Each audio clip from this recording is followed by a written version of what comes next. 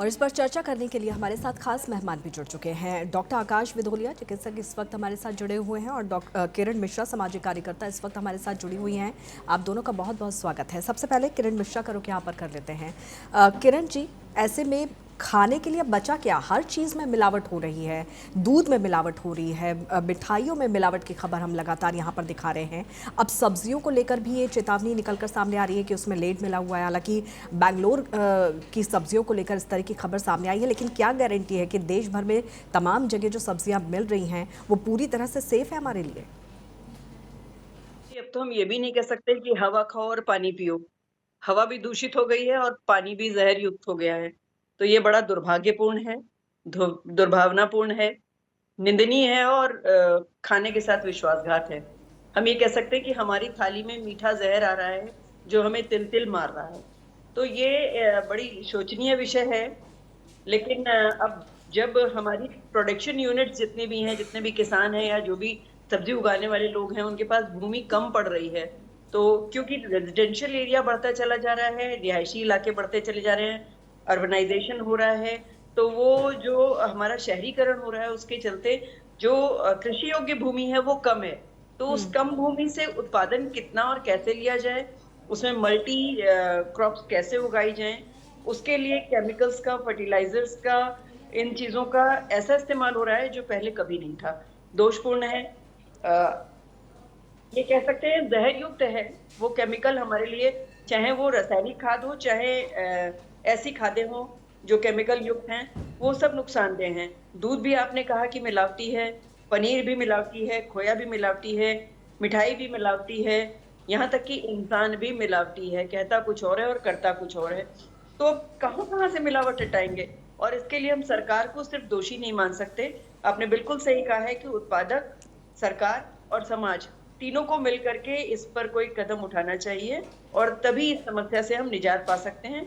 और आपकी रिपोर्ट में बताया भी गया कि कैसे बच सकते हैं। तो मैं तो यही कहूँगी कि पहले हमारे जो बुज़ुर्ग थे, वो बहुत सही तरीके से सब्जियों को और दालों को धोते थे, भिगाते थे।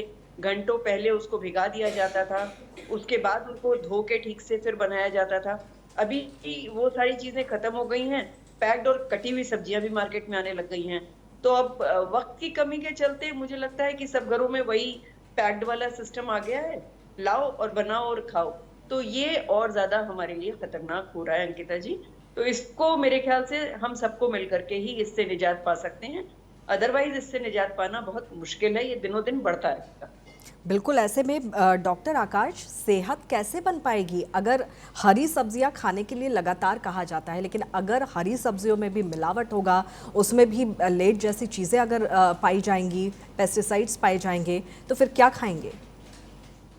जी, बड़ा ही इम्पोर्टेंट सवाल आज आपने उठाया है कि अगर हम हमारा ऐसा मानना होता है कि चलो मिठाई में तो मिलावट हम पहले से एक्सपेक्ट कर रहे हैं, दूध हमें पैकेट खा रहा है तो उसमें कहीं न कहीं मिलावट होगी। बट हमारा साइकोलॉजी ऐसा कहता है कि वो भी डाइट पे फोकस करता है, जो भी हेल्थ फोकस करता है, वो ग्रीन लीफी वेजिटेबल को बहुत ही सेफ और प्रोटेक्टिव ऑप्शन मानता है। कि इसके अंदर तो अगर हम ग्रीन लीफी वेजिटेबल्स का सेवन कर रहे हैं, तो हम बहुत हेल्दी खाना खा रहे हैं और इसमें बहुत ही कम जंक और बाकी दिक्कतें हैं। और जैसे रिपोर्ट आई है ये बेंगलुरु वाली जिसके अंदर लेड है। लेड को कहा जाता है साइलेंट टॉक्सिन। साइलेंट टॉक्सिन की वो इमीडिएटली कोई प्रॉब्लम क्रिएट नहीं करता, बट वो धीरे-धीरे एक्यूमुलेट होता है बॉडी के अंदर और फिर जाके बहुत सारे सिस्टम्स को अफेक्ट करता है। सबसे पहले ब्लड को अफेक्ट करता है, तो पेशेंट को एनीमिया होता है। फिर न्यूरोसाइकियाट्रिक डेवलपमेंट को अफेक्ट करता है, जो छोटे बच्चे हैं उनका प्रॉपर डेवलपमेंट नहीं हो पाता, मानसिक विकास जैसा होना चाहिए वैसा नहीं हो पाता। इसके अलावा ये अफेक्ट करता है हमारे दिल को, कार्डियक कॉम्प्लिकेशंस, किडनी डैमेज करना बहुत कॉमन है लेड का। तो लेड बड़ा ही साइलेंट पॉइजन है और इसके बहुत सारे सोर्सेज होते हैं। जैसा एक सोर्स आपका एग्जांपल आपने बेंगलुरु का दिया, एक और एग्जांपल मैं दूंगा, अभी आंध्र प्रदेश 2020 2020 का एग्जांपल है। वहां पे भी पानी का जो सोर्स था उसकी स्टडी की गई और इसमें पाया गया कि जो वहाँ के 25% बच्चों, जो जिस स्टेट में गया 25% बच्चों के में जो ब्लड लेवल थे लेड के वो ज्यादा पाए गए WHO रिकमेंडेशन। इसका मतलब कहीं ना कहीं बहुत पहले से ये सिर्फ यूरोप की कहानी नहीं है, बाकी हिस्सों में भी फैला हुआ है और कहीं ना कहीं हमारी आने वाली जो युवा बच्चे हैं वो इससे कहीं ना कहीं बहुत ज्यादा अफेक्ट हो रहे हैं। ऐसा ही एक और एग्जांपल देना चाहूंगा, अभी पंजाब चंडीगढ़ का भी सेम था। वहां पे भी सर्वे किया गया और ब्लड लेवल में पता करा गया लेड लेवल जो एक हानिकारक लेवल से ऊपर थे। WHO के अकॉर्डिंग कोई भी लेवल लेड का खाने की किसी भी चीज में मिलना एक सेफ नहीं होता। लेड एक बहुत ही हार्मफुल हैवी मेटल है जिसका क्रॉनिक इफेक्ट बच्चों के डेवलपमेंट पे, मानसिक रोगों पे, इरिटेबिलिटी, दिल पे, किडनी पे और हमारे ब्लड सर्कुलेशन पे, सब पे पड़ता है। तो वो अगर हमारे फूड्स में है, खासकर ग्रीन लीफी वेजिटेबल्स, क्योंकि as a parents, as a doctor, हम भी लोगों को यही एडवाइस करते हैं कि आप अगर अच्छा खाना खाएंगे, अच्छा व्यायाम करेंगे और फूड में ग्रीन लीफी वेजिटेबल्स का सेवन ज्यादा करेंगे, तो बहुत सारी जो आपके अंदर डेफिशिएंसीज हैं वो ठीक हो जाएंगी। जैसे आयरन की डेफिशिएंसी के लिए हम स्पेनिश जो है पालक का वो करते हैं, लोगों को बोलते हैं खाने के लिए, पालक के अंदर लेड आ रहा है, तो वैसे एनीमिया और कॉज करेगा, आयरन तो ठीक करेगा नहीं।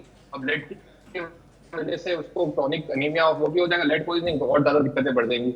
अब हम बच्चों को, जो छोटे ये बच्चे आते हैं हमारे पास, उन्हें एक बैलेंस डाइट का कंसेप्ट सिखाते हैं कि आपको अपने फूड में ग्रीन लीफी वेजिटेबल्स को ऐड करना है, क्योंकि वो रफेज ऐड करती हैं, वो आयरन ऐड करती हैं, वो माइक्रोन्यूट्रिएंट्स ऐड करती हैं, बट वो साथ में लेड भी ऐड करती हैं। लेड छोटे छोटे बच्चों की अगर डाइट में बढ़ेगा और एक स्तर से ऊपर पहुंचेगा, तो उनका जो मानसिक विकास है, जो शारीरिक विकास है, वो अफेक्ट होगा और वो कभी भी नॉर्मल पोटेंशियल जितना ग्रो नहीं कर पाएंगे।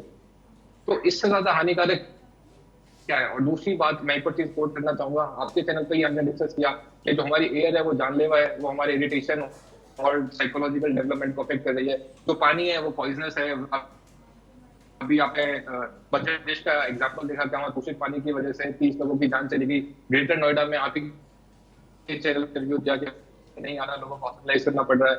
हवा खराब, पानी खराब, दूध खराब, जमीन खराब, सब खराब हो चुका है। और उसपे कई बच्ची कच्ची कसर जो है वो वर्ल्ड वॉर 3 के अंदेशे ने खोल दी है। तो लोगों के लिए क्या ऑप्शन बचता है कि कैसे एक इंसान अपनी हेल्थ का और अपने घर वालों का ख्याल रखे। बिल्कुल, और यही एक बड़ा सवाल है कि अच्छा खाना भी हमारा अधिकार है, लेकिन कहीं ना कहीं हम इस अधिकार से भी वंचित होते हुए नजर आ रहे हैं। इस पर भी हम चर्चा करेंगे। साथ ही हम ये भी जानेंगे कि इससे बच कैसे सकते हैं, क्या इससे बचने का कोई तरीका है ताकि हम जो खा रहे हैं उससे हमारी सेहत को फ़ायदा हो, बजाय इसके कि नुकसान हो। लेकिन यहाँ एक छोटे से ब्रेक के लिए रुकना होगा।